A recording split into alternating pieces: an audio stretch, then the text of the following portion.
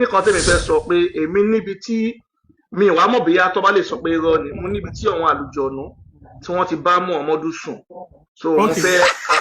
ẹ jẹ́ kán bọ́ síbẹ̀ yẹn straight bóyá ẹ mú wá ẹjọ́ ẹ mú wá ẹ jẹ́ kó lówó èkó kan tó fẹ́ kà yẹn. ẹ dákẹ́ ní wọ́n sọ̀rọ̀ mo níbi tí àwọn àlùjọ̀nù tí wọ́n ti ṣe bíi Puff Daddy tí wọ́n ṣe fún Muhammadu wọ́n ṣe pátí tóbi pé bí àwọn Puff Daddy yẹn wọ́n ṣe fún Muhammadu mo wá fẹ́ tí bá ti wá fẹ́ kà ibẹ̀ ni mo wá gbàdé tí Muhammadu ti bá òkú sùn ms ẹjọ ẹ bá ń gbé jáde ẹjẹ àlọ. ó yá. ọba Solomon kọ́tù kàmí ní kọ́mọ̀tì ìgọ̀tọ̀. ó yá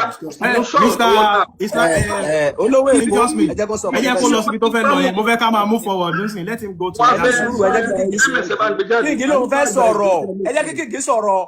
ok ó yá. Kíngì à ń gbọ́dọ̀. ẹ ṣe olórí nǹkan tí a ṣe discuss tó ní mo fẹ́ sọ.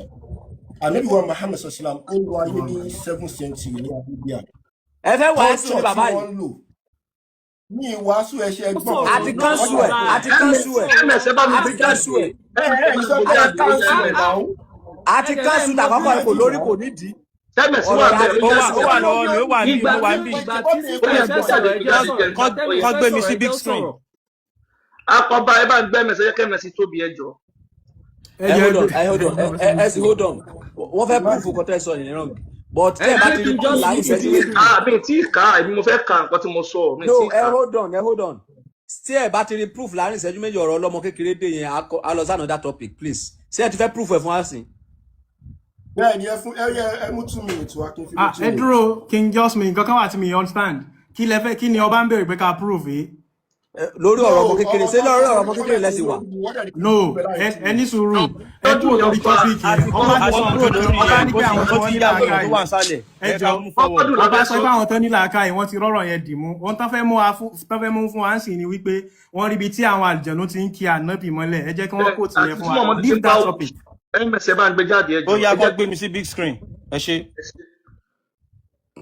Another question lélẹ́yìí báyìí ó yàtọ̀ sí àkọ́kọ́ o. Yes ó yàtọ̀. So máa gbé kíní nǹkan tá à ń kà Musnad Ahmed máa gbé nọ́mbà ẹ̀ jáde tẹ́ bá fẹ́ rí nsìn. Arabic ẹ sọ nọ́mbà ẹ̀ fún wa ká máa tẹ̀lé yín. ẹ jẹ́ kí n ms máa kà lọ wàá sọ fún àwọn èèyàn kò lè má bí máa fún un. So Abdullah related. ẹ sọ No. Ẹ gbọ́dọ̀ sọ bíbẹ ẹ gbọ́dọ̀ sọ ọkọ tẹ́ ń kà kí gbogbo àwọn èèyàn lè sùn kó má bàa jẹ́. ẹ kí n gbé nọ́mbà jáde. Wọ́n lè sọ pé irọ́ lẹ́ ń kà. ẹ jẹ́ kán gbé jáde o ẹjọ́. alẹ́ rí àwa mẹ́rin jáde. African Puff Daddy. Musnad Ahmed 3788. kẹ́mẹ̀ ti sun mọ́ bẹ̀ dáadáa kí gbáyé tó rí. Ok kẹ́mẹ̀ ti mọ́ fóònù. wọ́n ti rí dáadáa báyìí. bẹ́ẹ̀ni kọ̀nfàmù ni. táwọn èèyàn ti rí ẹ screenshot ẹ Musnad Ahmed. ẹ̀yà ẹ bù wìtìwìtì. So ó ní Abdullah related. Abdullahi ṣàlàyé ń gbé wa débẹ̀. The messenger of Allah sent for me. Muhammadu òjíṣẹ́ Allah ó ránṣẹ́ sí Abdullahi oníkọlọpàá Abdullahi wá. So we set out until I reached such and such a place. wọ́n bá gbéra wọ́n bá ń lọ wọ́n ń tẹ̀síwájú wọn lọ. And he traced the line for me. Muhammadu bá ya ìlà fún Abdullahi pé wà lọ́la. And told me. ó bá sọ fún pé. Stay between the two edges of this line. dúró sínú ìlà yìí o gbọ́dọ̀ bọ́ta nínú ìlà yìí o. Don't go outside of it. tó o bá ti bọ́ta nínú ìlà yìí. If you go outside of it, it is over. tó bá bọ́ta ikú pa ẹ́ ó tán fún ẹnìyẹn òpin nìyẹn o nínú. Abdullah said. Abdullahi wípé. And so I stayed there. Abdullahi bá dúró gbákámú. Then the messenger of Allah went off a stone's throw away or a little further. ó bá gbéra síwájú ó díẹ̀ sí. Then he, Abdullah, mentioned a group of male members. Ipa Abdullahi ní àwọn arákùnrin wọ́n jáde ní ìjọ. Who looked like the Zoot people. Tí wọ́n dàbí àwọn tó ń pè ní Lut, àwọn bíi kò jọ Pakistan kò jọ India ní àwọ̀ tí wọ́n bá wá. And said, Allah willing, with no clothes on them. Wọ́n wọṣọ gbalasagbalasa wọn bó ṣe wà lẹ́rìí tí gbogbo ayé. But I did not see their genitals. Òun ò rí kíní wọn yẹn òun. They are tall and scrawny. Wọ́n sì gbọ́nlẹ̀ eégún bẹ. And they came. Nígbà tí wọ́n dé tí wọ́n sún ara bíi Muhammadu. And started to write the messenger of Allah. ó bá bẹ̀rẹ̀ sí ní di ìtàn Muhammadu mú lápá ọ̀tún lápá òsì wọ́n bá bẹ̀rẹ̀ sí ní pàpà súpè Muhammadu bó ṣe ń tokó bọ̀ lẹ́nu lọ́n tí bọ̀ nídìí létí ní gbogbo ara kí ló tún ṣe mò ń gbọ́. The messenger of Allah began to recite to them. Bó ṣe ń fún Muhammadu bá bẹ̀rẹ̀ sí ní ṣe yá bọ́ wọ́n mú ẹsẹ̀ ó ti dọwọ́ tílẹ̀ báyìí dẹ̀yẹn wí báyìí style kí ló wá ń sọ. And they started to move closer and lean around me. Wọ́n ṣe ń gbà sí fún Muhammadu wí báyìí style yẹn Muhammadu bá fọwọ́ rìn lọ síbi tí Abdullahi wà. And get in my way, and I become intensely terrified of them. Pìtìpìtì ayé bá bá Abdullahi pẹ̀lú ọgbọ̀n ara bí àwọn sàbí ẹ̀ pìtìpìtì ayé bá bá wọn. So I sat down. And when the morning light broke, they began to go away. Then the messenger of Allah came back exhausted and in pain. Or practically in pain. From how they had ridden him. He said, indeed, I am exhausted. Then the messenger of Allah put his head in my lap. And the scrawny ones came with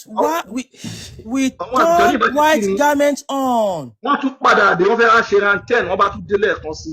the messenger of Allah had fallen asleep.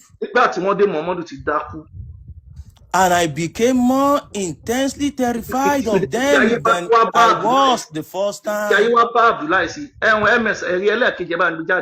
Níbi tí Sálámù ẹjẹ́ akọ́dá ẹjẹ́ àdá ilé iná ẹjọ́ mẹ́kù ẹjẹ́ àṣẹlẹ̀ ẹ̀kọ́ nǹkan ẹjẹ́ tó lọ ẹjẹ́ àkàkíní ìdélẹ̀ ẹjẹ́ àkàdélẹ̀ ìwò ní just me ẹjẹ́ kí wọ́n ka ilé kejì mo máa ka ilé ẹjẹ́ wọn kà kọ́ tó fẹ́ kà kan just me ẹjẹ́ kan kà gan. So ms níbi tó ti ń sọ fún àwọn àbúrò bàbá ẹ tíyàwó ẹ sọ pé àwọn àbúrò bàbá ẹ ń béèrè ẹ wọ́n dúró díẹ̀ ń ta tó lóun ò fẹ́ rí wọn ó yẹ gbé jáde. Ok ẹ fún mi 1 minute ẹ jọ. Ọ̀rọ̀ máa jẹ́ mi nìṣó pẹ̀lẹ́ rí ni mi kàn déédéé wájú wa máa mo mọ̀ pé pé. Onígbà tó náà ní 1 minute àkọ́kọ́ hadith tó ká yìí irọ́ ni ìgbà tó bá hadith yẹn irọ́ ni. just me ẹ má sọ̀rọ̀ ẹ ní sùúrù ẹ jẹ́ kán délẹ̀. Just me ẹ jẹ́ kán délẹ̀. àánú mi dẹ̀ ń ṣe bọ̀bọ̀ yẹn. So just do there is an observation. So nígbà tí wọ́n mọ̀ There is an wọ́n observation. ṣe wá. This is going to be a debate. wọ́n ní wọ́n lọ observation ẹjọ́ ń sọ̀rọ̀. ẹyẹ kó sọ tí wọ́n tán náà tó bá sọ tí wọ́n tán ẹ máa sọ tí yín. àwọn fẹ́ interaction ẹ máa sọ tí wọ́n tán. Observation is allowed at any point. Ó dà pé wọ́n tó 30 1 2 3 4 5 àwọn bíi 30 Muhammadu nìkan ó tó àyò. ẹ̀yin mùsùlùmí ẹ má dá lóhùn ẹ ṣáà fún ilé ẹjẹ́ kán ka ilé kejì. Ó gbìyànjú wọ́n gbà fún létí gbà fún lẹ́nu gbà fún nídìí. olówó èkó ṣé ìwé náà lẹsìn ń kà wá ẹni. No, mo ń ka iye nọ́mbà tí wọ́n jẹ́. Observation Oba, please, we are not going to take this. And not be like some point. Tó wà nù wo yẹn ni kó kà jáde kó kàn sọ. Gbogbo àwọn ìfẹ́ tó ń fi sí yẹn àwọn náà lè ṣẹ̀fẹ̀. Wọ́n ka ètò ọ̀tọ̀ ní nǹkan tó ń sọ Yorùbá. Ẹ̀yin tẹ́ ẹ jẹ́ lọ bí ọ̀tọ̀ ní nǹkan tó ń sọ ọ̀tọ̀ ní nǹkan tó ń tú. Àwa náà lè ṣẹ̀fẹ̀. And we are talking about our prophet here. We hold him sacred. He remains the biggest example for all mankind. Let him be respectful in his utterances. Please. Gbogbo etí ń ta ọkọ̀ yẹn náà ṣáà ń wò níbẹ̀ yẹn. Ọba èmi ò olówó èkó àjàsà yẹn bá wa dẹ́kun ẹjọ́. Ok, ẹ ṣe máa dínkù. Kó má lọ kò ń ṣe kọ́ dínkù nǹkan tó bá wà ńbẹ̀ ni kí wọ́n kà nǹkan tó bá wà ńbẹ̀ ni kí wọ́n kà ṣeré bí báyìí ni. Ẹlẹ́ẹ̀kejì yẹn ok ẹ̀yin mùsùlùmí ẹ fi wọ́n lẹ̀ ẹ jẹ́ kán ka ilé kejì ẹ jọ. ẹ̀yin mùsùlùmí ẹ jọ ẹ jẹ́ kán ka ilé kejì ẹ jọ. Salama spoke kí ni reference eléyìí kí ni reference eléyìí àwọn kọ́tọ́ kọ́ka ẹ̀dọ̀ yìí fún ni kí ni reference eléyìí. kí n just me ẹ fi wọ́n lẹ̀ sẹ́ ẹ jẹ́ kán sọ ogun tán fẹ́ sọ yẹn kán sọ délẹ̀. ẹlẹ́kejì abẹ́ kàǹsìn lọ́ti lo orí Ìlọrin. òun ni. bọ̀ ṣé nǹkan tẹ fẹ́ kà ní sísó bá ẹ̀ta àkọ́kọ́ yẹn jọ ní sóbà àkọ́tà ọkọ̀. bẹ́ẹ̀ ni ó jọ lọ́pọ̀ ni Jami Alimasanid wa Alsuna ẹ ti rí. by Ibn Kathir, volume 27. Authentic ni, authentic. Kọ́lọ̀ bá fún ìdírú bàbá wa lẹ́mìí gúngùn. Ó yá MS gbé sókè. Salama spoke to him and said, Salama ó ń gbé wa débẹ̀ pé ìyàwó Muhammadu ló ń jẹ́ Salama. Messenger of Allah. Ó ní Muhammadu òjíṣẹ́ Allah. Your cousin, your aunt's son, Muhammadu àwọn mọ̀lẹ́bí rẹ̀ ń béèrè rẹ̀ wọn kò ní méjì. and your son-in-law.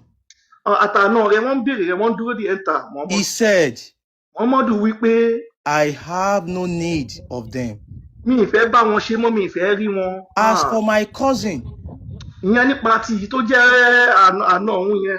He raped me. He raped me. Èyí tó jẹ́ mọ̀lẹ́bí òun yẹn, ó ló mú orí Ìlọrin, ó ló fa sí òun yìí, ó dẹ̀ bá òun sùn, ó kò bá sùn fún òun, wọ́n gbọ́. And as for my cousin and my son-in-law, ó láwọn ẹbí òun méjì tó wá yìí. He is the one who said to me in Mecca. Tó sọ fún òun nílùú Mecca pé. What he said, that is, he insulted me in Mecca. Ó ló yẹ̀yẹ́ òun, ó wọ́ òun lẹ̀ tu. Ṣébi méjì tẹ́yìn fẹ́ sọ nìyẹn báyìí. Ẹbí méjì rèé o. Ó yá mute olówó Èkó. Ó yá mute eminence bàbá. Ó yá ó ti kàn yín báyìí. Ó yá ẹ fún wọn lésì. Ta ló fẹ́ sọ̀rọ̀? Naam. Àkọ́kọ́ Bismillah ar-Rahman ar-Rahim. Me your like if I say mute me lẹ́mẹ̀wá. Actually, a lot of time on sorrow. Máa mute yín tí ọ̀rọ̀ bá ti kàn yín. Àwọn tó kù báyìí máa mute wọn báyìí. A lot of time. A lot of time me ní mọ̀ kan sọ̀rọ̀ dálẹ̀ lọ.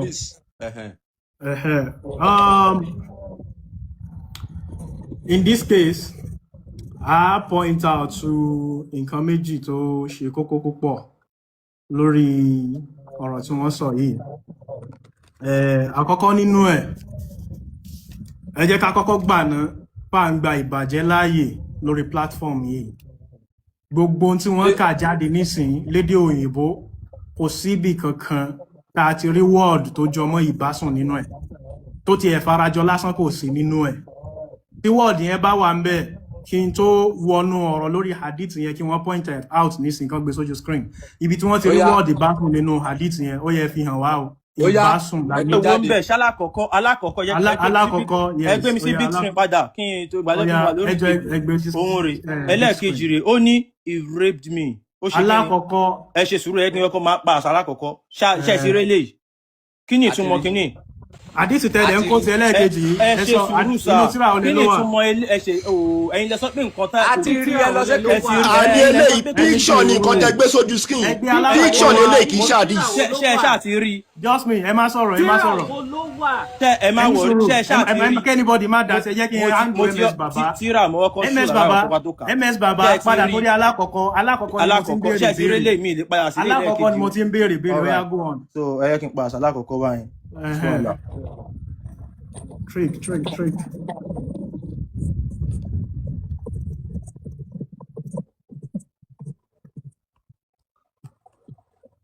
So alákọ̀ọ́kọ́ ni. Ó yá. So ó ní ẹ̀ka tún olówó Èkó kan lè kan. Kò ní ìdíkọ́ lówó Èkó dá sí. No ohun tí mo fẹ́ kẹ́ ẹ ṣe ẹ sọ̀rọ̀ nípa wọ́ọ̀dù ìbásùn. ẹ má wọrí ẹ farabalẹ̀. Ẹni sùúrù wọ́ọ̀dù ìbásùn ẹ fàáyọ. Ẹ jẹ́ kán béèrè question wọn. Mo ti gbọ́ question wọn náà. Mo ti gbọ́ wọ́n sọ pé kò sí nǹkan tó ń jẹ́ ìbásùn nù nǹkan tá a kà àbí. Ó yá mo ti gbọ́ náà.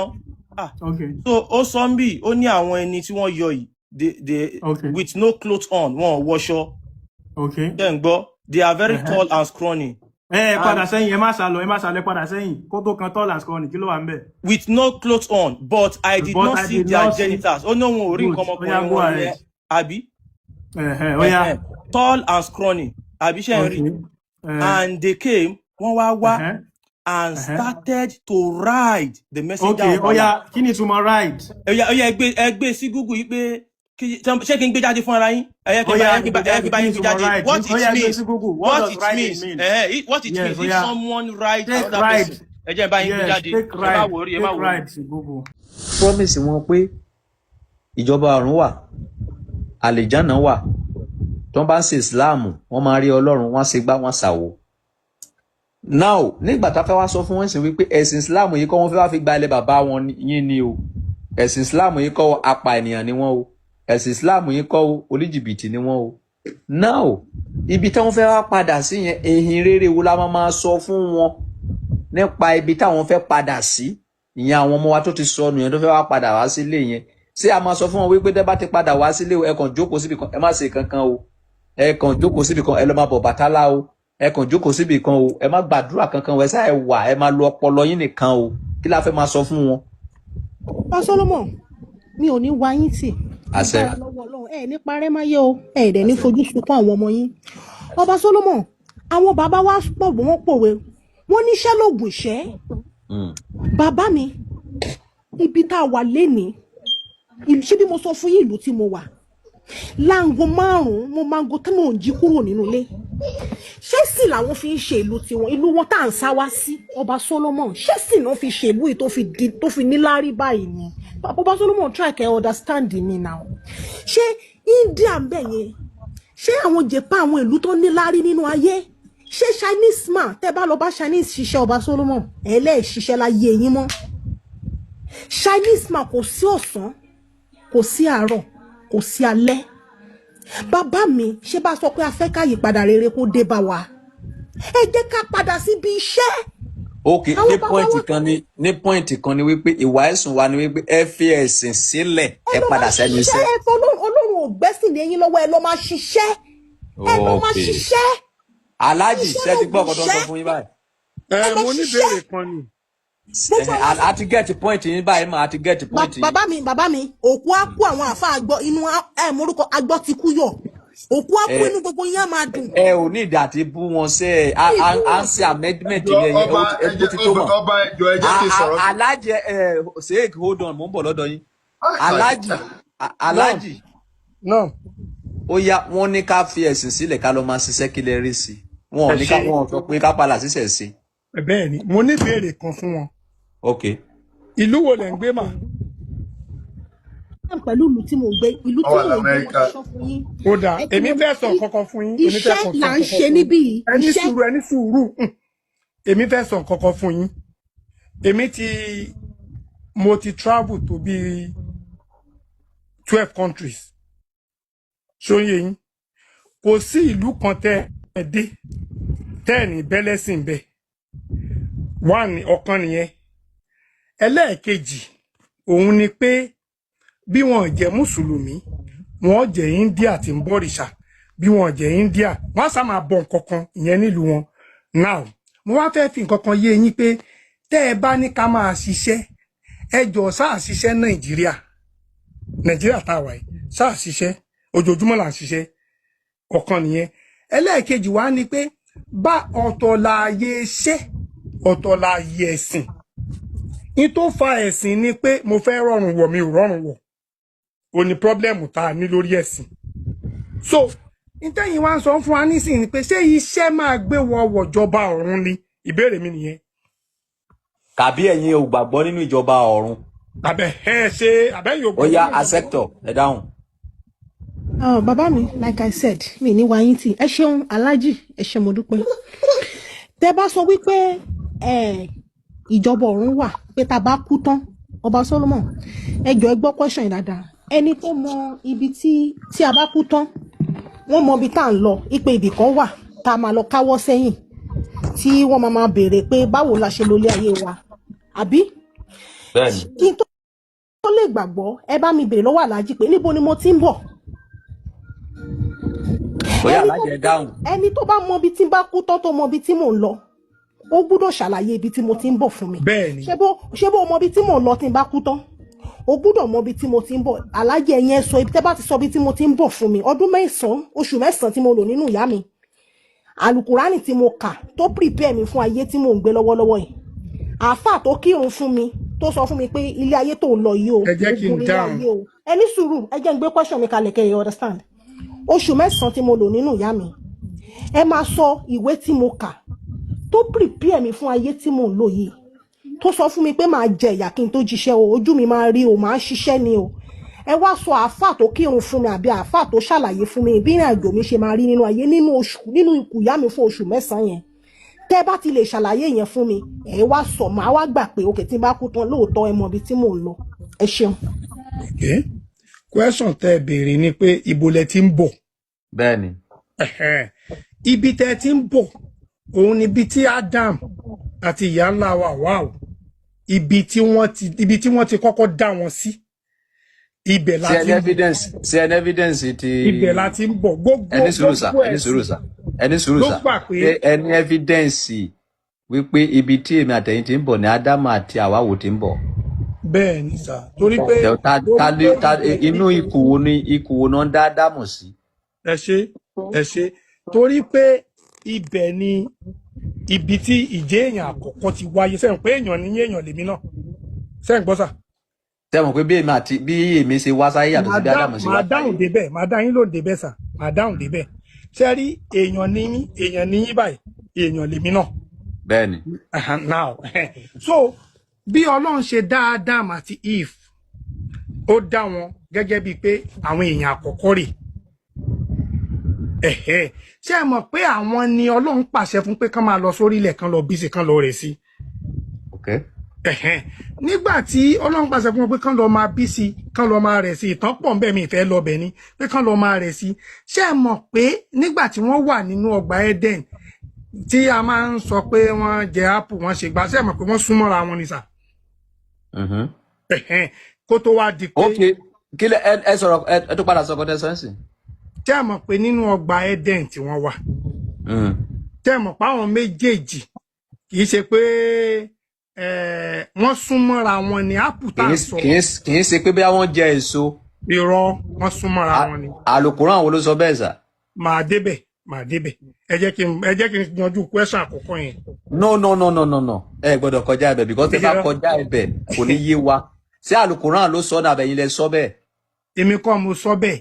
Ṣé Àlùkùránì ló sọ? Ìtumọ̀. Bàbá gbé Àlùkùránì ló sọ. Bẹ́ẹ̀ ni. Báàsì wo sà? Màá ṣí fún wa bọ́ ẹ ṣáàjẹ́ sọ̀rọ̀ mi tọ́. So ṣe rí ibi tí wọ́n ti ń bọ̀ yẹn ibi tí èèyàn àkọ́kọ́ ti ń bọ̀ ibẹ̀ náà làwa ti ń bọ̀ tẹ́ ẹ̀ bá wá gbà mí gbọ́ pé bẹ́ẹ̀ la ti ń bọ̀ ibi tí bàbá kálukú wa tó fi hàn wá pé bẹ́ẹ̀ nílé bàbá wa ibẹ̀ náà là ń pè lé bàbá wa dàárọ̀ yìí o ọmọ àlè ò mọ̀ pọ́ máa lè lòun o àfi tán bá sọ fún un. Sí ọ̀rọ̀ tí ẹ ń sọ yìí sá sí ọ̀rọ̀ tí ẹ ń sọ yìí sí ó bá nǹkan tí ó máa ń béèrè ìjọ sá. Ó bá mu tẹ́ ẹ bá bá mi fi sùúrù ṣe ó bá mu tẹ́ ẹ bá bá mi fi sùúrù ṣe. Now òun nísìn bàbá tèmi sọ pé ọmọ Ìlọrin ni mí tàbí ọmọ Iléṣà ni mí pé nídìílé Ayélabówó òun náà bí mi sí ṣe ẹ gẹ́ẹ̀tì bàbá mi ló sọ bẹ́ẹ̀ fún mi o bàbá tí yín sọ pé Èkìtì ni yín tí wọ́n bá bí yín níbikíbi lórílẹ̀ ayé ọmọ ìlú wo lè máa pera yín sà. Ọmọ Èkìtì. Nígbà tí a rí kà wípé tí gbogbo ẹlẹ́sìn rí kà wípé Adam àti Eve lọ́lọ́run kọ́kọ́ dá gẹ́gẹ́ bí èèyàn níbi téèyàn ti ń ṣẹ̀bọ̀ ṣé ẹ dẹ̀ mọ̀ pé gbogbo wa pátá náà tá a bá kúrò lórí ibi tá a ti ń bọ̀ òun náà la máa padà sí gẹ́gẹ́ bí ìdáhùn fún ìbéèrè tí. Prepare mi fún ayé yìí níbi tí mo ti ń bọ̀ yẹn ó yẹ kán prepare mi fún ayé yìí so Alhaji ò dáhùn question mi rárá ọba Solomon to be honest. Alhaji question yẹn ò yé Alhaji. Sẹ́wọ̀n pé gbogbo àlà ń ṣiṣẹ́ báyìí pa fẹ́ jèrè ìjọba ọ̀run. Bẹ́ẹ̀ni. Ayé tí a wá yìí níbo la ti ṣiṣẹ́. Wíwá. Gbogbo yín lẹ ti rí òtítọ́ gbogbo yín lẹ ti mọ irọ́ ibi tó bá wù ní kẹ́ ẹ tẹ̀lé ìwọ tó bá wù láti ṣe mùsùlùmí lọ́ọ́ máa ṣe ìwọ tó bá wù láti padà sí ṣẹ̀sìn lọ́ọ́ máa ṣe but debate yìí sì kún ẹyọ kan ẹjọ́ tó Ọlọ́run we still need this debate again so a need àwọn mùsùlùmí tó ka Quran dáadáa tí wọn kì í ṣe ẹlẹ́jọ́ wẹ́wẹ́ ó dẹ̀ ṣe tí àfà Adégúnwà bá sì wà ń bí ó dà pé yẹn ka Quran díẹ̀ tí àfà Adégúnwà bá sì wà ń bí bí a kò padà sókè ṣe rí ọ̀rọ̀ tó wà nílẹ̀ yìí question tó yẹ ká dáhùn ìṣẹ́jú kan àwa ń dáhùn ẹ̀ ní 10 hours no hello ṣé ó dá kéèyàn máa fẹ́ ọmọ kékeré kàbí kò dá kéèyàn kò dá o Al-Quran báyìí ló sọ pé kò dá àdìtì tí ẹ kà yẹn fake ni proof tó fi jẹ́ fake lélẹ́yìí finished kò lé àwọn fúnra wọn ń rí instead of ká máa rojọ́ àwí èkìd mo fẹ́ dóbò látara ẹ̀jẹ̀ kí ráyè dóbò mi ṣé ìlà fẹ́ jókòó tì ní mi ò ráyè o so please we need people that know how to read Quran tó mọ inú ẹ̀dọ̀ ìfun Quran tó máa wá defend kíní yẹn kì í ṣe wípé bóyá àwa ṣe bias anybody and then gbogbo ilẹ̀ wa ń bí sí ẹ̀yẹ ènìyàn Christian dá Mùsùlùmí dá ìṣẹ̀ṣe dá okay eléyìí tí gbàgbọ́ ẹ bá rọ̀ mọ́ go and do it okay but wọ́n sáà ti fetí ẹ gbọ́ o ti gbọ́ rere o dẹ̀ ti gbọ́ ibi tí gbàgbọ́ ẹ bá rọ̀ mọ́ go for it so kí lẹ́yìn rí sọ sí ọ̀rọ̀ yẹn kí lẹ́yìn sọ sí ọ̀rọ̀ number 1 yẹn. jẹ́rí aláwọ̀kọ́ ni pé gbogbo tí nǹkan kan wà èmi ò ń ṣàbòsí ń tèmi o ṣé ló gbọ́ táwọn ṣé ẹlẹ́bọ ní kìlọ̀ nàbọ̀ mú èṣù. ẹlẹ́bọ. ok ẹlẹ́bọ ṣé láwọn tó ń kó wá yẹn àwọn tó wà ń bẹ̀ yẹn tó ń wá yẹn wọ́n try but wọ́n máa ń gbé kíní kan ní àkídà àdìsọ́kàn ló jẹ́ kó rọ̀rọ̀ yẹn yanjú. ok torí Quran number 1 source information gbogbo mùsùlùmí wọ́n máa wá yà kan alẹ́ ẹ̀kan tó sọ̀rọ̀ poverty age nítorí poverty age ni pé ọgbọ́n tó bá ti bàlágà kí ló pè ní bàlágà àwọn tí ọpọlọ ẹ bá ti pé ẹjọ́ ọmọ ọdún 6 sọpọlọ ẹ pé kódà ọmọ ọdún 9 tí bá ṣayé tó ti wá lajú dáadáa ní ìsìn láyé ìgbà yẹn ọpọlọ ẹ ò pé tó àwáṣì èmi bí mo ṣe wà yìí mo sì wọ́n pátá di ọmọ ọdún 11 sí 12 ayé ò tí láyé tó bá yẹn gbà yẹn náà Ànábì dé sọ̀rọ̀ kan sẹ́lọ̀ sẹ́lá nínú àdéhìsì Ànábì ní tọ́mẹ́ bá pọ́ ọmọ ọdún 7 ẹ máa mú wá sí mọ́ṣáláṣí tó bá pọ́ ọmọ ọdún 10 tí ò bá kírun ẹ máa nà wọ́n ẹjọ́ ó wá fẹ́ ọmọ ọdún 6 ṣó bá láka ìmú. ẹni sùúrù ọ̀rọ̀ yóò tí yé mi mo ń bọ̀ sàá ẹ jẹ́ kí wàá rìn yẹn nǹkan tó ń sọ ni wípé ṣé ẹ̀yin gbà wípé Ànábì fọ́ ọmọ ọdún 6 àbí ẹ gbà. irọ́ ló wà bẹ́ẹ̀ irọ́ funfun irọ́ ni. ok kò ṣẹlẹ̀. kò ṣẹlẹ̀ rárá tó bá sọ pé ṣẹlẹ̀ mo mọ̀ ẹgbàá sọ́mọ̀ tó bá sọ pé ṣẹlẹ̀ kó pọ́ǹtì àwọn tó jọ lògbàǹgbà yẹn tó ṣerú ẹ̀. tó support pé ká fẹ́ ọmọ kékeré that is the point gangan nìyẹn we have olóyè ká máa béèrè ìgbà tó ń béèrè pé kíní kan bracket kíní kan kò ṣe bracket I was like kí lẹ fẹ́ fi bracket ṣe bracket tẹ́ ẹ̀ sọ̀rọ̀ nípa yìí ó sọ̀rọ̀ nípa pé àwòrán èèwọ̀ ni tàbí kò ń ṣe wọ̀ kò ṣe nǹkan tá à ń sọ nìyẹn nǹkan tá à ń sọ ni pé ṣá lè fẹ́ ọmọdé tàbí a lè fẹ́ ọmọdé now ẹ̀yin sọ wípé a ò lè fẹ́ ọmọdé ẹ̀yin sọ wípé Islam ò support ká fẹ́ ọmọdé àwọn sọ wípé Islam ò support ká fẹ́ ọmọdé kí lẹ̀ rí wàláhí lámìhìnà àwọn tí wọ́n ṣe tí wọ́n ti bẹ̀rẹ̀ nǹkan oṣù ẹlẹ́wọ̀n tí wọ́n ti bẹ̀rẹ̀ nǹkan oṣù yìí ẹni túmẹ̀ àgbọ̀yé ok now ta ló gbọ́ túmẹ̀ yìí nínú àwọn àfáà ta ló gbọ́ túmọ̀ ẹ̀yẹ yàtọ̀ síbẹ̀ yìí ṣe gbọ́ yìí yẹn tẹ́lẹ̀ ká ní ẹ lè lò gẹ́gẹ́ bá ṣe mọ̀ pé anabi Muhammad nínú hadith ó sọ pé innal ulama warathatul anbiya àwọn àfáà náà jogún àwọn òjíṣẹ́ so àwọn àfáà tó jogún àwọn òjíṣẹ́ yẹn kí ni opinion wọn kí ni àgbọ́yé wọn nípa verse tó sọ wípé àtàwọn tí wọ́n ti bẹ̀rẹ̀ nǹkan oṣù ṣọmọdé náà sọ ń bẹ̀ ni tàbí kì í ṣọmọdé nǹkan tá a fẹ́ béèrè nìyẹn tó bá yẹ pé kì í ṣọmọdé ni ara yẹn sọ ẹ̀yin sọ lórí ara yín pé kì í ṣọmọdé ókè o ta ló sọ̀pọ̀tì yín nínú àwọn àfa wípé kì í ṣọmọdé náà ń bá wí nínú verse yẹn àwa ní hundreds of àfà tó sọ̀pọ̀tì wa wípé ọmọdé náà ń bá wí níbẹ̀ yẹn léyìí tí ànábì náà dẹ̀ sọ wípé la tajtami'u ummati ala dalal àwọn àlùmọ̀ mi àwọn èèyàn mi wọn lè panupọ̀ àwọn àfà nínú Islam wọn lè panupọ̀ lórí nǹkan tó jẹ́ àánú so in tó bá fi lè mú àwọn àfáà kan panupọ̀ lórí wípé a lè fẹ́ ọmọdé kò sí nǹkan tó burú ká fẹ́ ọmọdé nítorí pé àpanupọ̀ wà lórí wípé Muhammadu gan fẹ́ ọmọdé nínú tafsir Ibn Kathir al-Bidayatu wa Nihaya Ibn Kathir náà láàmú ẹ̀rọ al-Bidayatu wa Nihaya wípé ajma al-umma even gbólóhùn tí Ibn Kathir ló yà mí lẹ́nu Ọlọ́run because kò sọ wípé àwọn àfáà ó ní ajma an-nas àwọn èèyàn tó bá sọ pé an-nas nínú ìmọ̀ ṣẹ̀rí àwọn ó túnmọ̀ sí pé àti sálàfí àti súfí àti súnní àti sí gbogbo ìjọ Islam pátápátá wọ́n panupọ̀ lórí pé a lè fẹ́ ọmọdé ó ti yé so kí wá ní gbogbo irọ́ tẹ́ ń pa kò yé wa ó ti báyìí nísìn so nǹkan tó wà bẹ́ẹ̀ nìyẹn so gbọ́dọ̀ máa lè kó ṣàánú wa so tẹ̀síìrì pé kẹ̀sí àtàwọn ẹ̀yin èèyàn wa kíní yẹn ẹ post ẹ o ibi táwọn èèyàn bàjẹ́ sí ni everybody ẹ jẹ́ ká post debate yẹn o ṣe mọ̀ pé wèrè àwọn mùsùlùmí wọn máa kọ́ọ̀tì gbogbo kíní nìsín wọn máa post ẹ jẹ́ káwa náà post gbogbo debate yẹn ṣe mọ̀ pé tó máa ń ṣe nìyẹn gbogbo debate yẹn ẹ jẹ́ ká post ẹ o wọ́n lulẹ̀ gan ni ayé wọn ti bàjẹ́ o ẹ jẹ́ ká post ẹ o bóyá jẹ́ nìyẹn. Mo kí gbogbo lé a kú ìgbìyànjú Ọlọ́run Elédùmarè ò ní jí kó bàjẹ́. Àṣẹ. So ẹ̀yin tẹ̀lé lọ sí ojú ogun tẹ̀bọ̀ ẹ̀yin ní ká kí so àwa supporter làwa kan wòran ní àwọn ẹ̀yin player àti ìgbà bọ́ọ̀lù a dẹ̀ dúpẹ́ pé gbogbo yín lẹ train well. Àwọn èèyàn wò wá even láti ìlú mi àwọn tó jẹ́ muslim wọ́n right mi pé gbogbo nǹkan tẹ́ ká pátá làwọn understand ó dẹ̀ yé àwọn tó wà lábúlé nìyẹn ká tó wá láwọn tó wà ní city.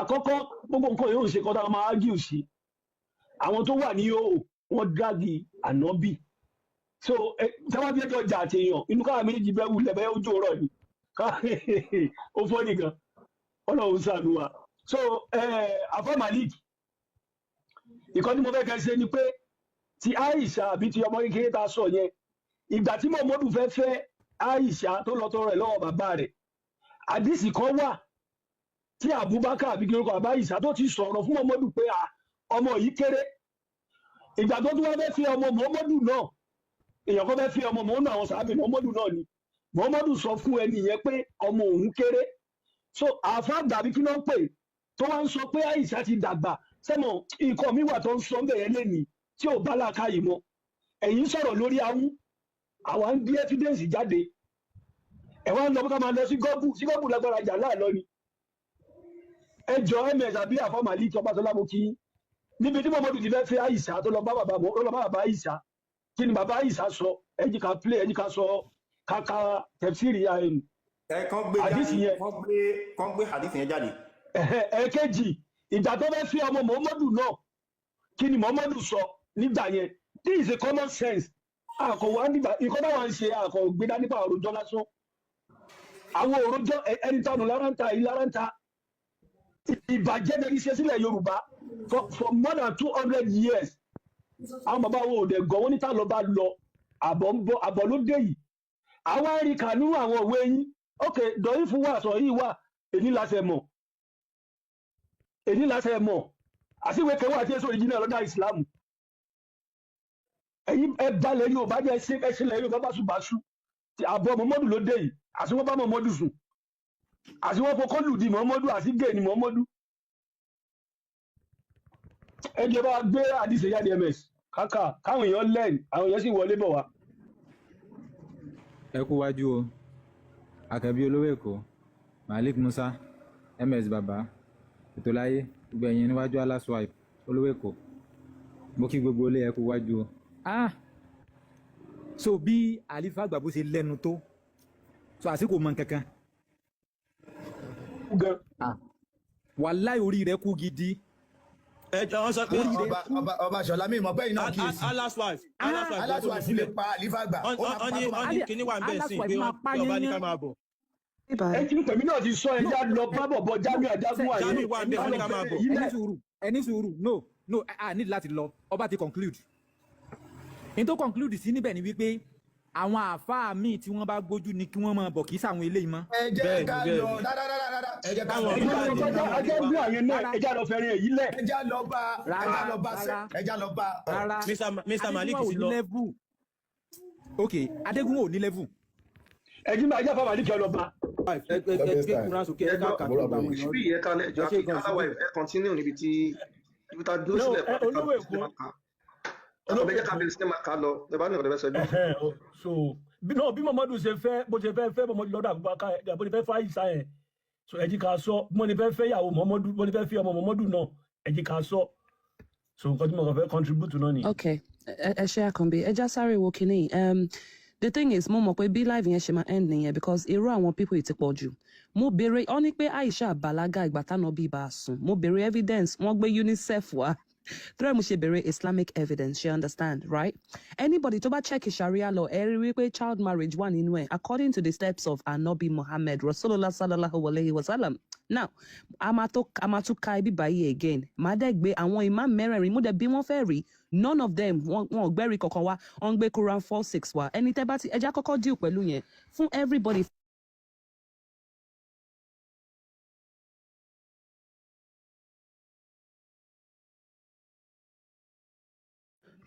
Quran 4:6 ó ń sọ̀rọ̀ nípa àwọn orphan, àwọn tí wọn ò ní òbí. Sheget.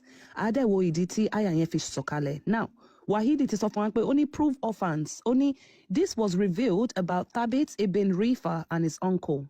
Olówó ṣe wà ń bẹ̀. So aya ìkàlẹ̀ nípa àwọn ọmọ tí wọn ò ní bàbá àti ìyá. When his son Thabit was very young. Nígbà tí ọmọ Thabit tó kéré gan. Rifa unalived. Rifa ọmọ yẹn kú, Rifa yẹn kú. The uncle of Thabit went to the messenger of Allah. Ẹni tó jẹ́ bí bàbá fún ọkùnrin yẹn ó lọ bá Muhammadu. He said, the son of my brother is an orphan under my care. Ó ní ọmọ àbúrò òun tí ó kú pé ó wà ní abẹ́ òun. What is lawful for me from his wealth? Ó ní kílẹ̀ tó òun lára àwọn nǹkan ọlá tí bàbá rẹ̀ filẹ̀. And when should I give him back the wealth? Ó nígbà wo ni kóun fún ní àwọn nǹkan ní ẹ̀rín padà. So Allah the Exalted revealed this ayah, test the orphans until they reach a marriageable age. Allah wá sọ àfìgbà tó bá ti tó ẹni tó tó lọ́kọ àbí tó tó láya. So ẹ jẹ́ n tú àṣírí yẹn fún yín. Àwọn Muslim wọ́n máa ń lo ayah yìí láti negate child marriage. But ẹ bá wo ayah yẹn àti rí ìdí táyà yẹn ṣe jábọ́. Is because of an uncle and ọmọ ẹ̀gbọ́n ẹ̀ àbí tó kú. She understand? Now, the ayah kò sọ pé kẹ́ marry wọn. Ó ní pé tó bá ti reach a marriageable age, ẹ máa dá ogún wọn padà. You will return back their inheritance. Because wọn ò ní bàbá, wọn ò ní ìyá. She understand? So, uncle tó ń tọ́jú yẹn, ó wá lọ bí Ànábì Muhammad. Ó ní Ànábì, ọmọ ẹ̀gbọ́n mi yìí kìnnìkan ó ti kú o. Kí ló tọ́ sí mi nínú ogún ẹ̀? Kí ni mo lè fún? Ìgbà wo ni mo máa fún? And that's when Allah subhanahu wa ta'ala revealed, test the orphans until they reach a marriageable age. If you perceive them in maturity, deliver their property to them. Kò ní kẹ́ fẹ́ wọn, ó ní tó bá ti reach a marriageable age. And now this is the second question for our Muslim. What is the marriageable age? Is it 21? Is it 20? Is it 5? Wọn ò ní any specific age. Now, number 2, ẹ jẹ́ á padà lọ sí àwọn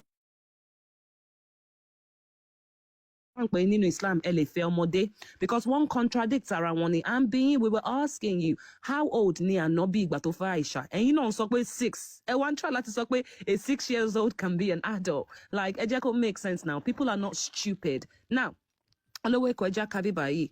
Because àwọn imam mẹ́rẹ̀ẹ̀rin wọ́n fẹnu sí níbí báyìí. Ó ní, the fact that it is permissible to marry a young girl lóòótọ́ tó jẹ́ pé wọ́n gbà pé kí wọ́n fẹ́ ọmọ kékeré pẹ̀lú ṣe. does not mean that it is permissible to have intercourse with her.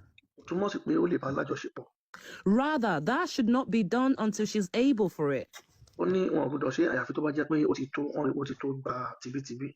For that reason, fún díì, the Prophet delayed the consummation of his marriage to Aisha. Muhammadu wá dá nípa ìbálòpọ̀ pẹ̀lú Aisha ó dá dúró. With regard to the wedding party of a young married girl. Nípa bí wọ́n ṣe ṣe ìgbéyàwó fún ọmọ kékeré. At the time of consummating the marriage, ní àsìkò ìbálòpọ̀ àjọṣepọ̀ fún ìgbéyàwó. If the husband and the guardian of the girl agree upon something that would not cause harm, tí ọkọ àti àwọn tó jẹ́ alábòjútó ọmọ ìyàwó yẹn tó bá ti ní òní nípalára fún ìyàwó tó bá bá sùn. then it may be done. Ọkọ yẹn lè bá sùn. If they disagree, tí wọ́n bá lọ́wọ́ gbà. Then Ahmed and Abu Ubaid said, Àmì àti Abu wọn wípé, once a girl reaches the age of 9, tí ọmọ bá ti pé ọmọ ọdún 9, then the marriage may be consummated even without her consent. Wọ́n ní wọ́n lè bá sùn, wọn ò nílò láti gba ìyọ̀ǹda lọ́dọ̀ àwọn òbí rẹ̀ mọ́. Ibi tí àwọn Iraq ti rí age of 9 nìyẹn. Tẹ́ bá wo Iraq just last year. Iraq lowered the age of marriage to 9 years old. Where did they get it from? We wonder. Okay. Only Malik al-Shafi and Abu Hanifa said, Malik àti Shafi àti Malik wọ́n wípé, the marriage may be consummated when the girl is able for intercourse. Wọ́n ní tọmọ náà bọ́tà rẹ̀ bá ti lè gbà, wọ́n ní wọ́n lè bá lájọṣepọ̀. Which varies from one girl to another, so no age limit can be set. Síbì kan kò sí ọjọ́ orí fún nípa ìbálòpọ̀ nínú Islam. This is the correct view. Eléyìí ni èyí tí wọ́n rí tí wọ́n fẹ́ lò. There is nothing in the hadith of Aisha to set an age limit. Kò sí nǹkan kan nínú ìwé àdìsí Aisha pé wọ́n ní ọjọ́ fún ọjọ́ orí nípa ìgbéyàwó ní Islam. Or to forbid that in the case of a girl who is able for it before the age of 9. Kò tẹ̀ sí èèwọ̀ tó bá jẹ́ ọmọ náà wà tó ti pọ̀ ọmọ ọdún 9. Ẹ já dúró síbẹ̀, gbogbo ilé ti understand. Now, mo ti mọ̀ pé bó ṣe máa parọ́ nìyẹn. And Ọba Solomon ti sọ àwọn tó fẹ́ rí òótọ́, wọ́n ti rí òótọ́. Mo bi wọ́n fún evidence, wọn ò rí evidence kankan mú wá. Quran 4:6 tó mú wá òun la ṣe treat, we just dealt with it. A sọ wípé why was that ayah revealed? That ayah wọ́n reveal it torí what? Because of a nephew and an uncle. That's it. Test the orphans. It didn't say test the children. Tó bá sọ test the children, then that is a generalization. Tó bá ní test the orphans. Anybody that knows what an orphan is somebody that doesn't have a mommy and a daddy. So group yẹn wà specific to orphans fún ogún wọn for their property. Islam ti lulẹ̀ lálẹ́, alhamdulillah. Alhamdulillah Rabbil Alamin. Allah wife, thank you for today. Please, let's read when Muhammad wants to marry Aisha. I beg. Please, ma. Okay. Pípa ni Muhammadu. Káwé yọ rí òdodo ni. Ìgbà tí Muhammadu lọ bá Abubakar kó ló fẹ́ fẹ́ ọmọ ẹ̀, kí ni Abubakar sọ fún? So Muhammadu náà wọ́n dẹ̀ fẹ́ fẹ́ ọmọ rẹ̀ in the same period. Kí ni Muhammadu sọ? Àdìsí méjì la máa kà mí lálẹ́ yìí. Ẹgẹ́rẹ́ mi ti Benili. Bá mi olówó Èkó, mo ṣe bá ọ. Olówó Èkó ẹ káàbọ̀. Ẹ jọ mo máa nídìí orí Ìlọrin yẹn o, tẹ bá ní plug ẹ. Tí wọ́n lò pẹ̀lú tọ́lọ̀ fásitì Muhammadu ń di o. Ìsọ́n bá ní òògùn tó lè fi já olówó Èkó bọ́lẹ̀ àbí tó bá gbọ́ àyà àkúrà. Àkànbí nígbà tó ń gbọ́ kínní ogun wọ́n fẹ́ lè jẹ́ látọ̀rí fún. Wọ́n bá ní àyà àkúrà kan tó lè sà. Sallallahu alayhi wa sallam. Sallallahu alayhi wa sallam. Ẹ kú iṣẹ́ takuntakun. Àwa nìyẹn. Allah wife, let's go. Okay, Sahih al-Bukhari 5081. Only the Prophet asked Abu Bakr for Aisha's hand in marriage. Muhammadu lọ bá Abubakar bàbá Aisha, ó lóun fẹ́ fẹ́ ọmọ rẹ̀ Aisha. Abu Bakr said, but I am your brother. Abubakar sọ fún Muhammadu pé tẹ̀gbọ́n tàbúrò lèmi àti ẹ jẹ́ ó fẹ́ fẹ́ ọmọ báwo. The Prophet said, you are my brother in Allah's religion and in his book. Muhammadu ní dàpadà, ọmọ ìyá lèmi àti ẹ jẹ́ nínú ẹ̀sìn Ìsìlámù àti Kùránì ni, èmi àti ẹ ò tán. But she, Aisha, is lawful for me to marry. Agbára tó lò, ó ní ẹ̀tọ́ òun ni kóun fẹ́ Aisha, gbogbo agbára ló fi gba ọmọ yẹn. Tí wọ́n fà kan bá máa sọ, wọ́n á ní bàbá ẹ̀ ló fà á fún irọ́ ni o. And inbox me to full, insult, ekwe, everything. Mama. Ayafa, if you miss leave me alone. Yeah, let's go. Ibi tí wọ́n ti fẹ́ fẹ́ ọmọ. Oh yeah, Amawaka, ibi tó ti fẹ́ fẹ́ ọmọ Ànábì náà. And then bear in mind, ó ju Aisha lọ. Okay.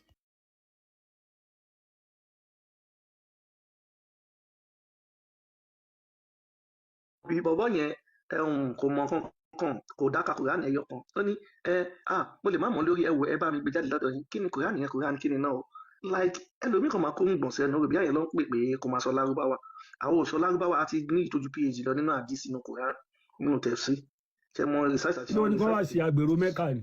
lọ́pọ̀nù òbí àkọ́ máa sọ lárúbáwá lọ sọ ó yá aláwẹ̀.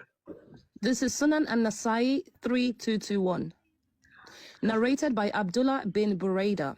It was narrated from Abdullah bin Buraida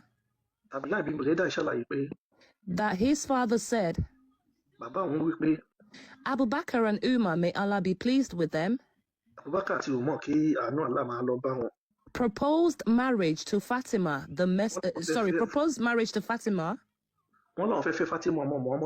but the messenger of Allah said, she is young.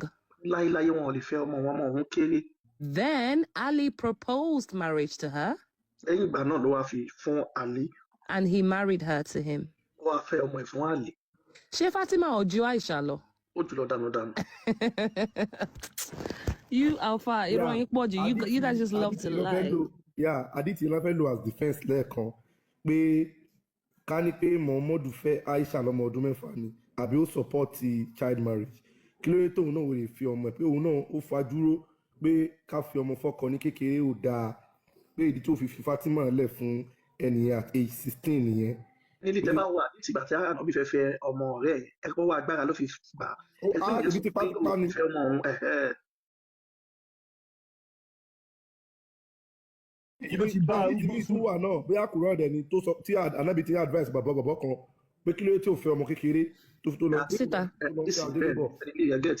wọ́n ń bọ̀ látọjú ogun ìyẹn bá ń sáré lọ Muhammadu kí lédè tó ń sáré ìyẹn ló ń ṣẹ̀ṣẹ̀ ṣègbéyàwó ni ó bá ní ta ló fẹ́ ìyẹn lárúgbó lòun fẹ́ adélébọ̀ kí lédè tó fọmọdé a máa bá ẹ ṣeré so àwọn pípò yẹn wọ́n kéré gbọ́n tó ti ṣàwálé ni wọ́n kéré bọ́ẹ̀ rí géèmù kan tó lọ ń bẹ̀rẹ̀ nígbà tí Ustaz dé láti bẹ̀rẹ̀ Ustaz Jamiu ọba Solomon ní ṣe káwọn gbé wọlé wọ́n ló ti pa wọn ò fẹ́ ẹ̀yin tẹ́lẹ̀ wá ẹ̀ ẹ̀wọ̀n mọ̀ pé èèyàn ní òun mọ̀ Kùránì náà. rárá gẹ́gẹ́ tí mo ṣẹlẹ̀ Ustaz òfin gba àdìsí wọ́n gba àdìsí wọlé bẹ́ẹ̀ ni Kùránì kan ló máa ń gbà àwọn ilé alisu náà ni wọ́n máa ń gba àdìsí bàbá táwọn ti wá fún wọn lọ́wọ́ àdìsí tí tó jẹ́ ikú oró wọn wá ń ké wọn japọ̀ kò tí ì yé yín. Sahih al-Bukhari 5079, narrated by Jabir ibn Abdullah. While we were returning from a Ghazwa, a holy battle with the Prophet, I started driving my camel fast, as it was a lazy camel. A rider came behind me and pricked my camel with a spear. Then my camel started running as fast as the best camel you may see. Behold, the rider was the Prophet himself. He said, "What makes you in such a hurry?" I replied, "I am newly married." He said, "Did you marry a virgin or a matron?"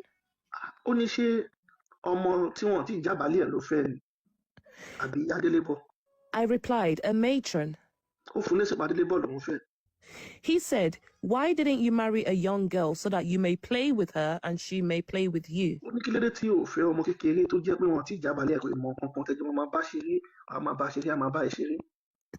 When we were about to enter Medina, the Prophet said, "Wait so that you may enter Medina at night, so that the lady of the unkempt hair may comb her hair." That's the black woman he's talking about there. And the one whose husband has been absent may shave her pubic region.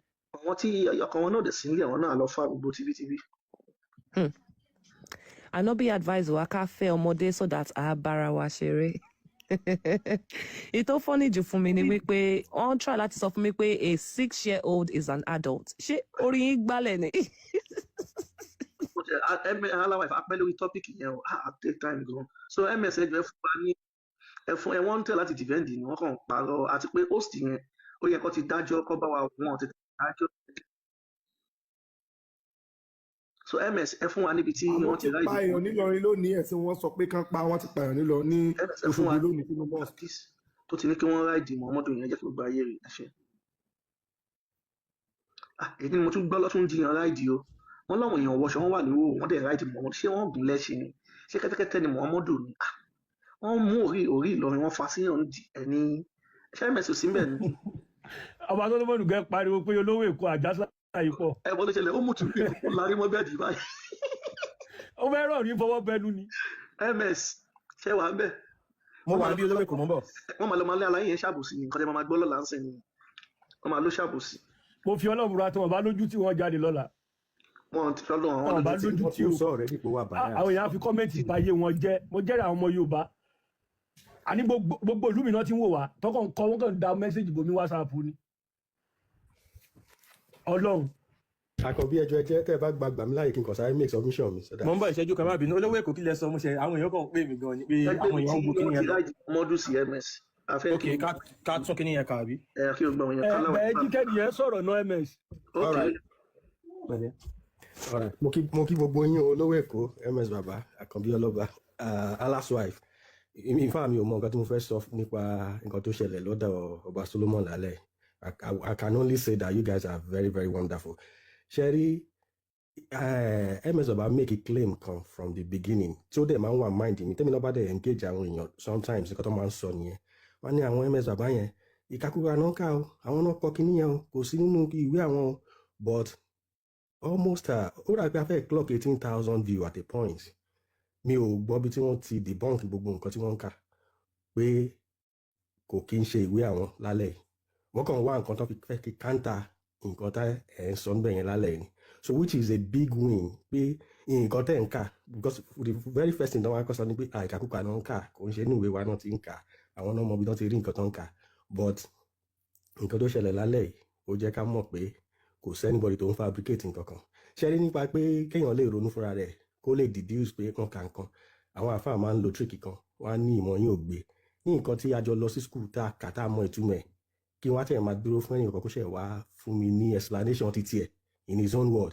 ó dà pé ẹni tó rí ẹ̀ bá pé ọba Solomon náà sọ lálẹ́ pé ẹni tó bá rí tó rí ẹ̀ bá pé ó ti pick a point ó ti mẹ́ni tó ń parọ́ ó ti mẹ́ni tó ń sòótọ́ there is one other point tí mo fẹ́ sọ ẹ jọ ìyẹn ìjẹta ni ìbá ti sọ̀bọ̀ òun ìpérò pọ̀ ẹ̀ lè gbé mi sókè ìgbà tẹ́ ń sọ̀rọ̀ nípa àwọn ẹlẹ́bọ rúrú nípa àwọn ọmọ Adam Ibrahim Kíní tí gbogbo wọn sọ pé Adam àdé gbogbo wa ti wáyìn even though it's not logical but abá tiẹ̀ fẹ́ wo from that perspective tó bá sọ ń tòótọ́ pé Adam yẹn lọ́lọ́run kọ́kọ́ dá and Eve tí Ọlọ́run dẹ̀ fẹ́ institute to anything that look like a religion ẹbọ ló máa jẹ́ because the very first thing tọ́lọ́ ní kán lọ ṣe ń tòótọ́ níbẹ̀ yẹn tó wáyé pé a fẹ́ Allah ẹ má bínú a fẹ́ tó láì yẹn kò sọ pé kán lọ kírun fún òun. ìjọba ṣe pápá ẹ̀mẹsẹ̀ gbé kínní ẹ̀ síta káwọn èèyàn wa tí wọ́n ti tó jẹ́ pé gbà kọ̀ọ̀kan tó ń wò wà lè kọ́ lè gbọ́ ohun kan tó kà ẹ ṣe. so ibi tí wọ́n fẹ́ parí ẹ̀sìn náà nìyẹn pé ẹbọ yẹn ló ní kán lọ rú fún òun so ẹlẹ́bọ ni Allah ẹbọ ló dẹ̀ fi bẹ̀rẹ̀ kò ń ṣe Islam kò ń ṣe Christianity kò ń ṣe Judaism gan ẹbọ ló ní kán kọ́kọ́ lọ ṣe fún òun so ibi tí mo fẹ́ parí ẹ̀sìn nìyẹn ẹ kúṣẹ́. in fact everything ti yé gbogbo àwọn èèyàn so àwọn àǹfààní yẹn náà àti sọ tẹ́lẹ̀ náà pé wọ́n kéré àwọn èèyàn dẹ̀ ti rí òdodo bá wa ò ní dá ọ̀rọ̀ wa náà a ní dá dúró a sì máa sọ a máa jẹ́ káwọn èèyàn mọ̀ pé ẹ̀sìn Islam irọ́ lásán ni so ẹni ibi tí wọ́n ti. ẹ bá gbé síta pápápá. ok. Malik ẹ káàbọ̀ irọ́ yẹn pọ̀ gan-an. Ọlọ́run irọ́ yẹn ti pọ̀ jù. ọ̀hún tí ẹ jẹ́ kí mi béèrè question Mr. Malik kò tí. ó ká mi lára Ọlọ́run question méjì péré ni mo ní o question méjì péré Ọlọ́run. question méjì péré ẹ lè drop mi tó ẹ pẹ́ ní ìdí ayé o. all right so ẹ máa gbọ́ ìyẹn yan wa o Aditaka ni ó ní Abdullah related olówó Èkó. Abdullah gbé wọn débẹ̀ pé. The messenger of Allah sent for me. Wọ́n dùn òjíṣẹ́ Allah àwọn ránṣẹ́ kópa Abdullah wá. So we set out until I reached such and such a place. Wọ́n bá jáde wọ́n gbéra. And he traced a line for me. Muhammadu bá ya ìlà fún Abdullah yìí o. And told me stay between the two edges of this line. Ó sọ fún pé dúró síbi ìlà yóò gbọdọ̀ jáde ń bẹ̀ o. Don't go outside of it. Wọ́n jáde kúrò nínú ibẹ̀. If you go outside of it is over. Tó o bá jáde ń bẹ̀ o ti tán fún ẹnìyẹn o. Abdullah said. Abdullah wípé. And so I stayed there. Wọ́n bá dúró síbẹ̀. Then the messenger of Allah went off a stone's throw away or a little further. Wọ́n dùn sí àgbéra ó tẹ̀síwájú. Then Abdullah mentioned a group of male members. Abdullah ní àwọn àlùjọ̀nnú ìbádé ọkùnrin ni wọ́n fi hàn. Who looked like the Zoot people. Wọ́n dàbí Pakistan India wọ́n yáde.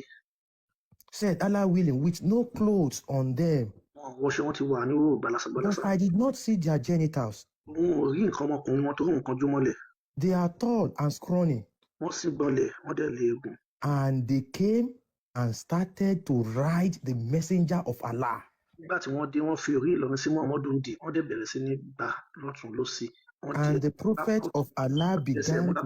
Muhammadu wá dáwọ́ tẹ́lẹ̀ wípé style ni wọ́n fún wọn gbọ́. And the prophet of Allah began to recite to them. Wọ́n ṣe gbà sí fún Muhammadu wá bẹ̀rẹ̀ sí ní ṣe yàlá. And they started to move closer and lean around me and get in my way. And I become intensely terrified of them, so I sat down. And when the morning light broke, they began to go away. Then the messenger of Allah came back exhausted and in pain.